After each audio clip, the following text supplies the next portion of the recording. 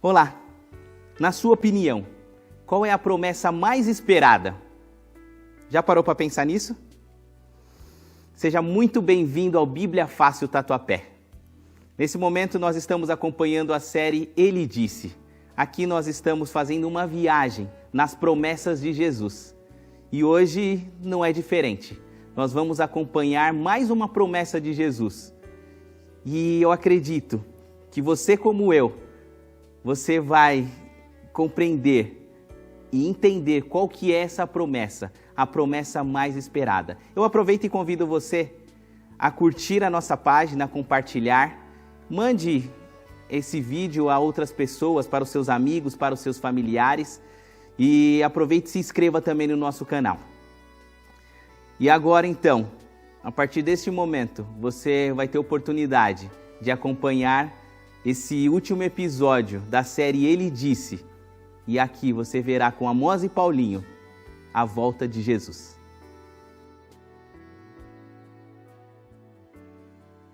É com muita alegria que nos encontramos mais uma vez para estudarmos a Palavra de Deus, a Bíblia.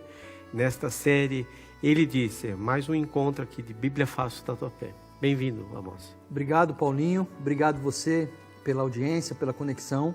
É muito bom encontrar você novamente no nosso programa semanal de estudo da Bíblia. Como fazemos todo encontro, nós rogamos a presença do Espírito Santo, Ele que inspirou homens a escrever estas palavras, que Ele esteja aí com vocês e conosco ao estudarmos este livro sagrado. Podendo, feche os seus olhos conosco e oremos ao Senhor.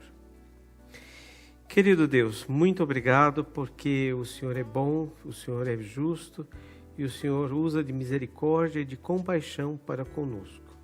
O seu amor e a sua graça nos alcança. Através da tua palavra, a Bíblia, nós encontramos conforto e esperança para os nossos dias. Que ela possa nos transformar e possamos entender perfeitamente, através do teu Santo Espírito, o que deixaste para que nós compreendêssemos e aceitássemos a tua palavra. Isso nós pedimos e te agradecemos por Jesus. Amém. Amém. Muito bem, está preparado aí? Pegue sua Bíblia. Nós estudamos sempre os temas que fazemos aqui à luz da palavra de Deus, a Bíblia. E se você não tem ainda uma Bíblia, escreva aí no seu meio de comunicação entre você e a gente, para nós enviarmos, quem sabe, uma Bíblia para você, um guia de estudos. A gente vai fazer isso com o maior prazer. Hoje nós estamos no último módulo da série Ele Disse, né? E vamos estudar aqui hoje, eu acredito, Amós, esse texto que escolhemos como base, é a chave de todo o evangelho e a esperança de todo cristão. Se não existisse este texto que Jesus disse para os nossos dias, as nossas esperanças estavam frustradas. Eu não sei se você pensa assim, se quer ler, comentar alguma coisa. É isso mesmo. Eu acho que a gente está estudando nessa série e a gente está falando das promessas, né? Ele disse as promessas de Deus, o que Deus diz para nós, uma viagem, um passeio pelas promessas de Deus. E há pouquinho aqui, minutos antes, a gente conversava aqui no estúdio, todos que estão aqui trabalhando, a gente, sobre essa promessa, né? Sobre a eternidade. Então eu quero compartilhar com você o Evangelho de João, capítulo 14, dos versos 1 a 3. E é sobre essa promessa que a gente quer falar um pouquinho com vocês nesse momento. Não se turbe o vosso coração. Credes em Deus, crede também em mim. Na casa de meu pai há muitas moradas. Se não fosse assim, eu vou-lo teria dito. Pois vou preparar-vos lugar. E se eu for e vos preparar lugar, virei outra vez e vos levarei para mim mesmo, para que onde eu estiver, estejais vós também. Então, de fato, eu acho que essa é a promessa central da Bíblia. Todas as gerações aguardaram e por esse grande momento, né? Nos outros módulos desta série, Ele Disse, nós estudamos várias promessas de Deus a homens que viveram antes de Jesus Cristo. todos aguardavam ansiosamente a vinda do Messias, né? Acredito que desde Adão, assim diz a Bíblia, até os dias do próprio Jesus, como Simeão e Ana, ficavam ou estavam ansiosos pela vinda do Messias, todos eles. Essa era a grande promessa. Ainda que Deus tenha feito outras promessas, como fez a Abraão, que estudamos aqui, farei de ti uma grande nação. A promessa que ele fez a Moisés: Moisés, eu vou te tirar dessa terra e vou te mostrar, vou te levar para uma terra onde há abundância de mel e de pão, haverá fartura. A grande promessa, na verdade, era viver eternamente com Jesus. E Jesus veio. Sim. Né? Se formos estudar, temos uma varredura aqui, né? É uma série longa.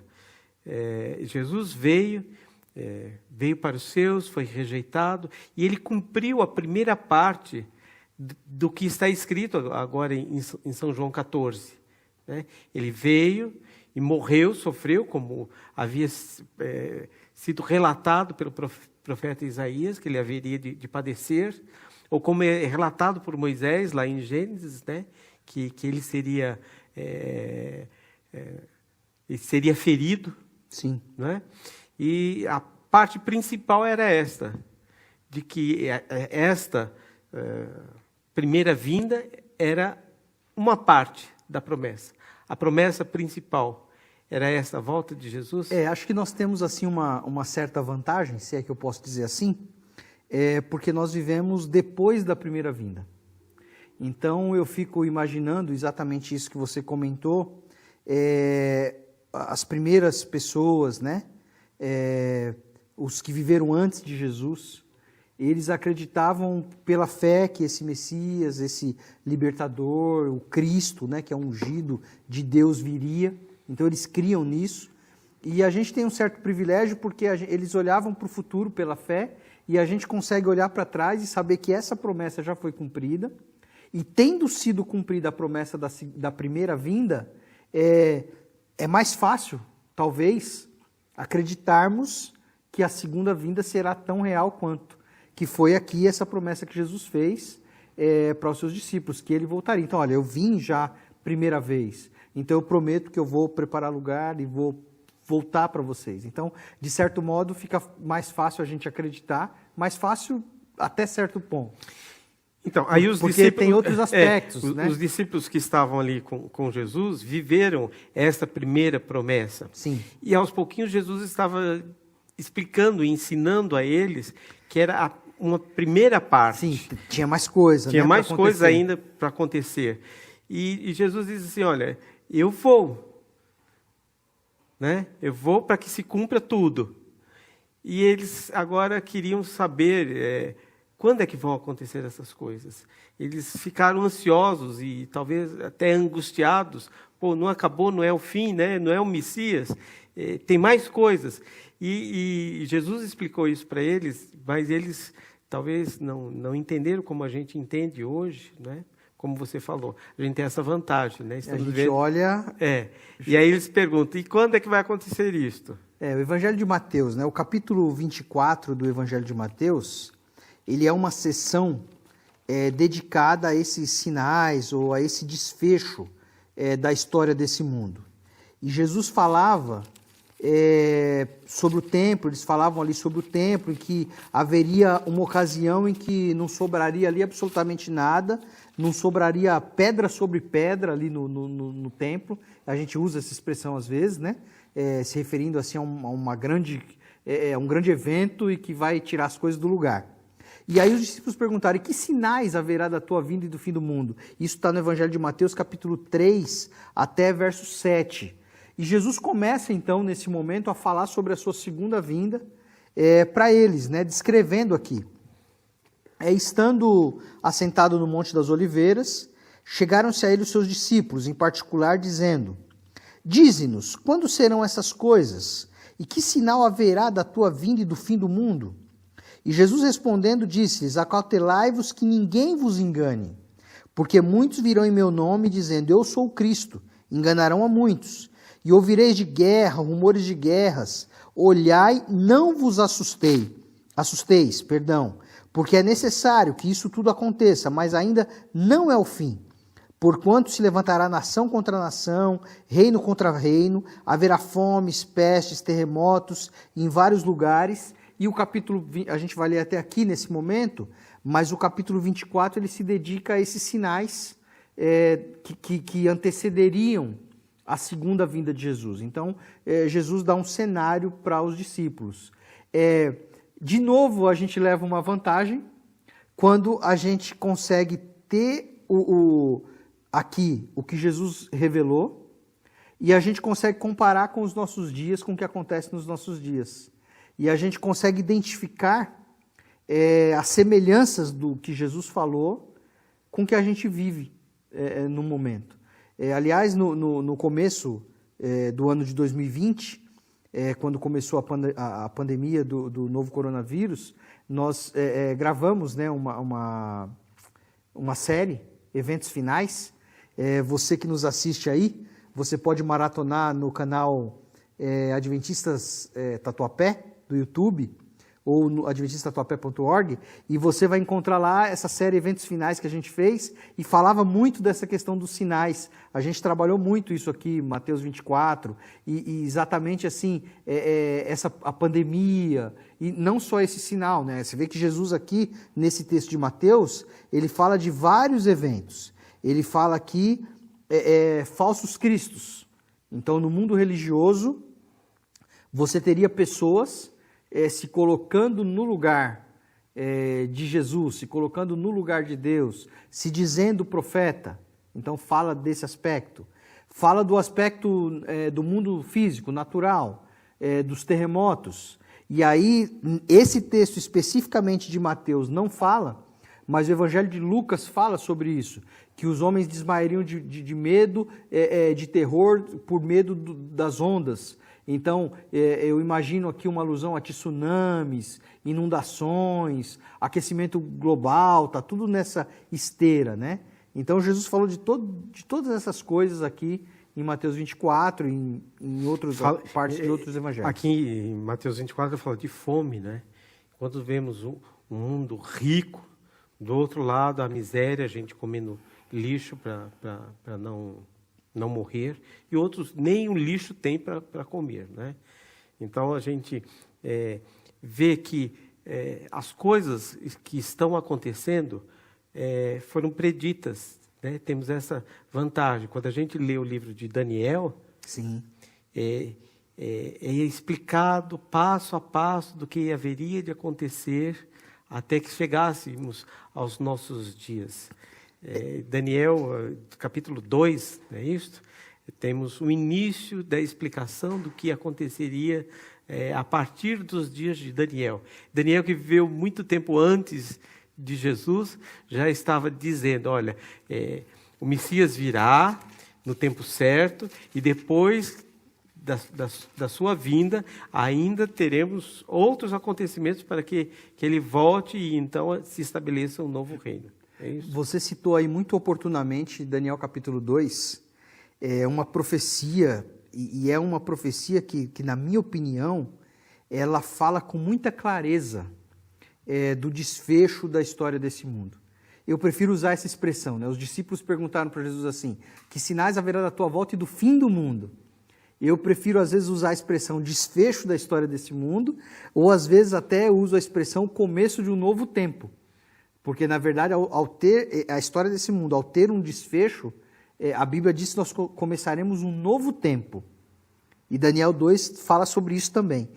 Para mim, é uma profecia que fala com muita clareza. A gente não tem como aprofundar, né, o tema agora, mas eu vou tentar aí falar de maneira muito rápida. Se você quiser, vá até a sua Bíblia, Daniel capítulo 2, estude isso. Você no comecinho falou para mandar uma mensagem pedindo uma Bíblia, manda uma mensagem pedindo mais informações. Se você quer saber sobre isso, coloque nos comentários e nós teremos prazer em responder você por um de nossos canais. Mas Daniel capítulo 2, Nabucodonosor, o rei de Babilônia, ele tem um sonho. E ele sonha com uma grande estátua, e essa estátua tinha particularidades interessantes.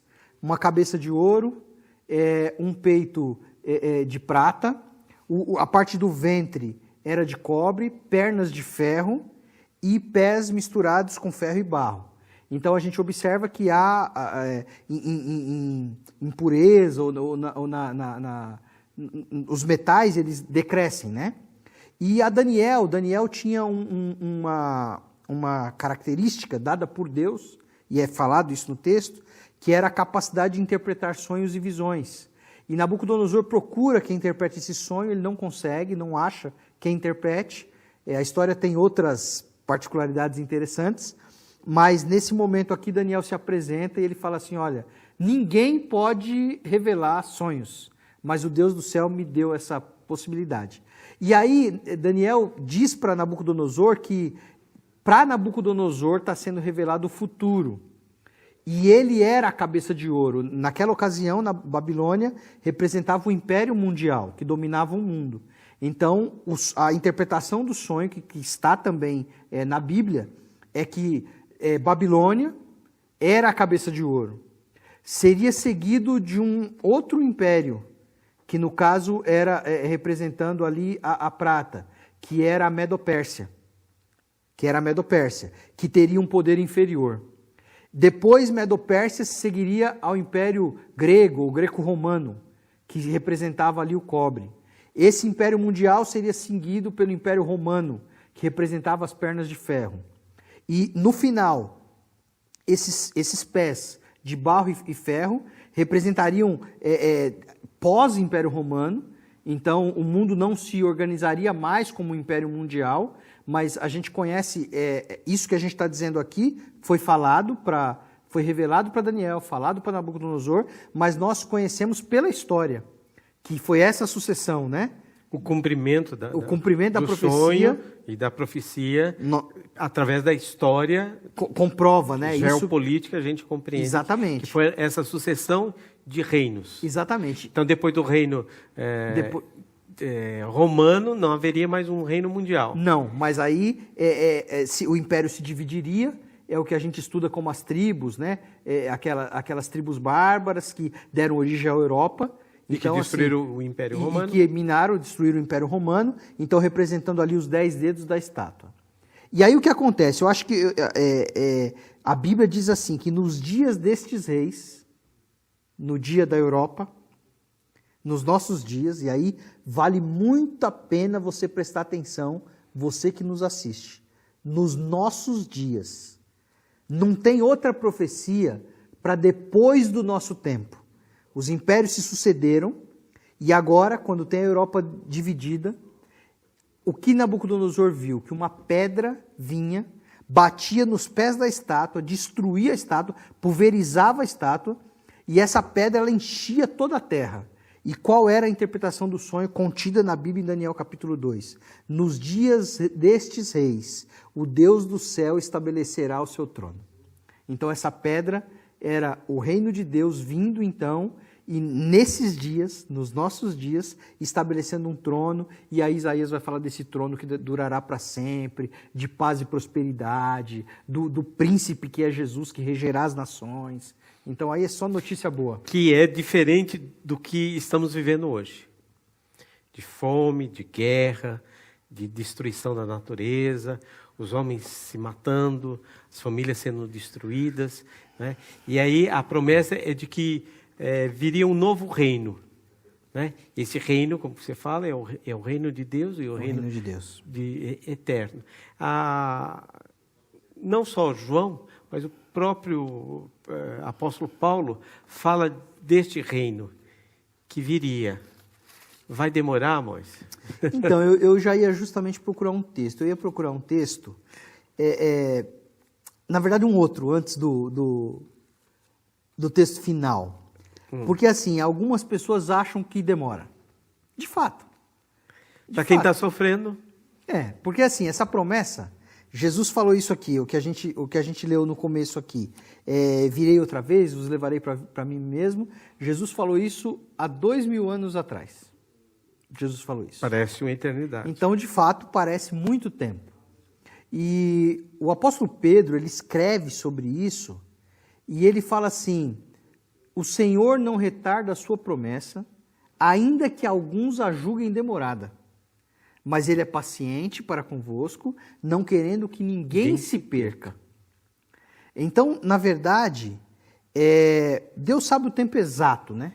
Na primeira vinda de Jesus, a Bíblia diz assim que na plenitude do tempo veio Jesus. A ideia de plenitude é a ideia do tempo exato. E Deus como certo. O tempo certo, não podia ser antes ou depois. A Bíblia fala ainda que os planos de Deus não conhecem adiantamento ou tardança. É no tempo exato. Talvez você que nos assiste nesse momento, talvez você pense, talvez há 2 anos atrás, 5 anos atrás, você não tivesse conhecimento da palavra de Deus. Você não tivesse conhecimento da vontade de Deus. Talvez há 2 anos atrás você não fizesse parte do reino de Deus. Então, o texto do apóstolo Pedro, ele casa de maneira perfeita quando ele diz assim que Deus é paciente, não querendo que ninguém se perca, né? Agora, tem um texto de Hebreus que ele responde de maneira efetiva se está demorando ou não. Hebreus capítulo 10, versos 36 e 37, ele responde de maneira, assim, definitiva. E ele, inclusive, chama para paciência, Paulinho, para que assim, se você acha que demora, se você acha que o cumprimento da promessa demora, tenha paciência. Porque necessitais de paciência, para que depois de haver desfeito a vontade de Deus, possais alcançar a promessa. Porque ainda um pouquinho de tempo, e o que há de vir, virá, e não tardará. Amém. Amém. Então, o texto bíblico aqui, ele diz, ele tem uns elementos aqui, paciência. Ele tem um outro elemento que, para você alcançar a promessa, você deve fazer a vontade de Deus, para que você alcance a promessa. Então, na verdade, a Bíblia revela o futuro da história da humanidade, revela para nós. Então, a gente fica perplexo, às vezes, diante da pandemia, diante da violência, diante da injustiça social, diante da exploração da fé, todos os pontos que Jesus tocou no texto que a gente leu, sim, de Mateus 24, se não naquele, a gente fica perplexo com o aquecimento global, a gente fica perplexo com todas essas questões naturais, mas a Bíblia já falava a respeito dessas coisas. E que a gente tivesse paciência, que perseverar. E faça a vontade de Deus, e persevere. Espera. Não abandona. Exatamente. Por quê? Porque aí você vai alcançar a promessa. Que promessa? Remete ao nosso primeiro texto. E aí a palavra inspirada diz assim, que um pouquinho de tempo e o que há de vir virá e não tardará. Na verdade, essa promessa é que aquece o coração nosso e de todo a comunidade cristã, né? Essa esperança exatamente da segunda vinda de Jesus. Então, essa é a nossa esperança. Daí o nosso nome, Adventistas, né? Aqueles que aguardam o advento de Jesus. E ele vai estabelecer o seu reino, onde fará novas todas as coisas. Que coisas são essas? Que novidade de vida vamos ter nesse novo reino estabelecido? É interessante essa sua pergunta. Eu já mencionei aqui no começo que a gente conversava aqui no estúdio, antes de começar a gravação, sobre como vai ser esse novo tempo. Como será a eternidade? A que tipo de atividade nós nos dedicaremos? Como será isso? Como será a vida? E Apocalipse capítulo 21 revela para nós um pouquinho. Na verdade, eu não vou responder essas perguntas que eu mesmo fiz agora, mas eu vou dizer um pouquinho para vocês como é que vai ser isso que Deus tem preparado. Apocalipse capítulo 21, novo céu e nova terra. O apóstolo João estava exilado aqui na Grécia, na ilha de Patmos, ali, separado do continente pelo mar Egeu, e possivelmente com saudade ali, e ele teve essas visões, e ele escreveu aqui: vi novo céu e nova terra, porque já o primeiro céu e a primeira terra passaram, e o mar já não existe. E aí ele continua dizendo, e eu vi, estou lendo o verso 3, uma grande voz do céu que dizia: Eis aqui o tabernáculo de Deus com os homens, pois com eles Deus habitará, eles serão seu povo, e o mesmo Deus estará com eles e será o seu Deus. E Deus limpará de seus olhos toda lágrima, e não haverá mais morte, nem pranto, nem clamor, nem dor, porque já as primeiras coisas são passadas. Eu acho que essa é a grande promessa. Então, assim, nós conversávamos aqui sobre muitas coisas e muitas possibilidades. Embora o apóstolo Paulo diga que nenhum olho viu, nem ouvido ouviu, nem sequer subiu ao coração, no sentido de figurado de imaginação, aquilo que Deus tem preparado. Mas a gente conversava aqui de possibilidades.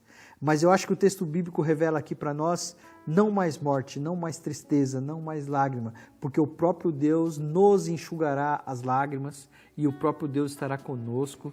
Eu acho que essa é a grande esperança, Paulinho. Eu anseio por isso. As demais coisas que são relatadas no livro de Apocalipse, talvez não me impressione tanto quanto esse verso 4 aqui.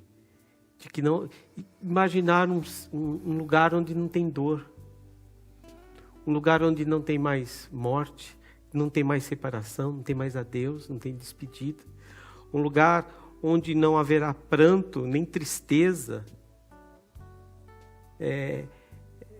A gente não pode imaginar, como você disse, né, o que subiu, né, a nossa mente não pode imaginar, mas eu anseio por isso. Eu não quero nem rua de ouro, vai ter rua de ouro, vai ter um monte de coisa, como diz aqui. Mas este fato de não ter mais morte, que acho que é o último inimigo a ser vencido, ser vencido é a morte. Né? É isso mesmo. E Deus está conosco e Ele será o nosso Deus.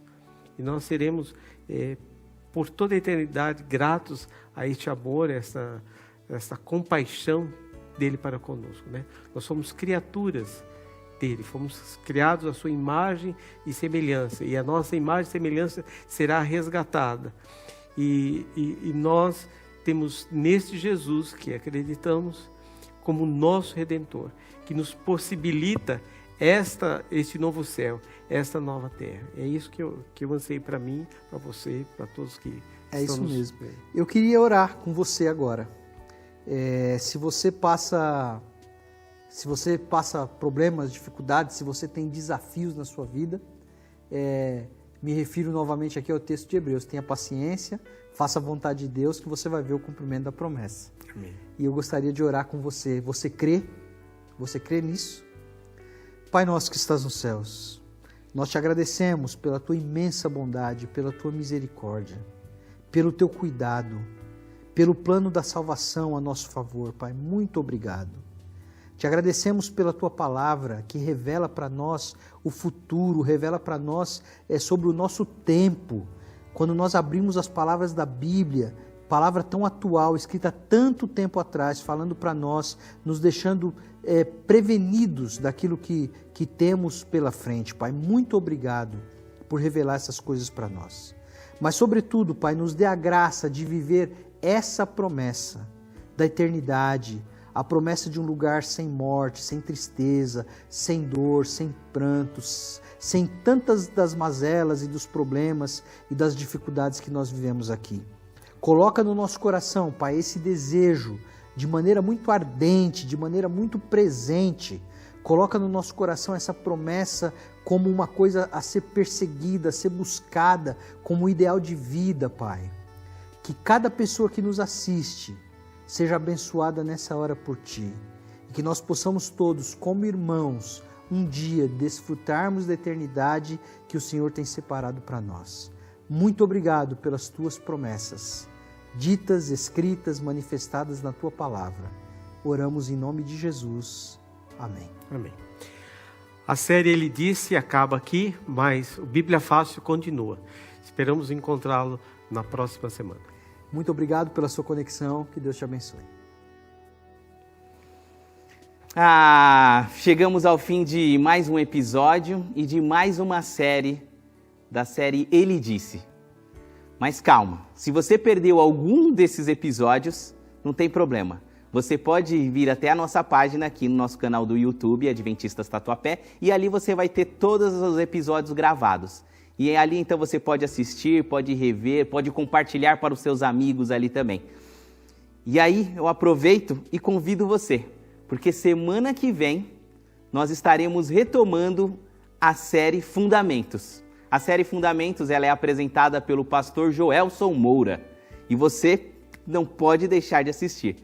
Esteja com a gente semana que vem. Muito obrigado pela sua participação, muito obrigado pela sua audiência aqui e esteja conosco.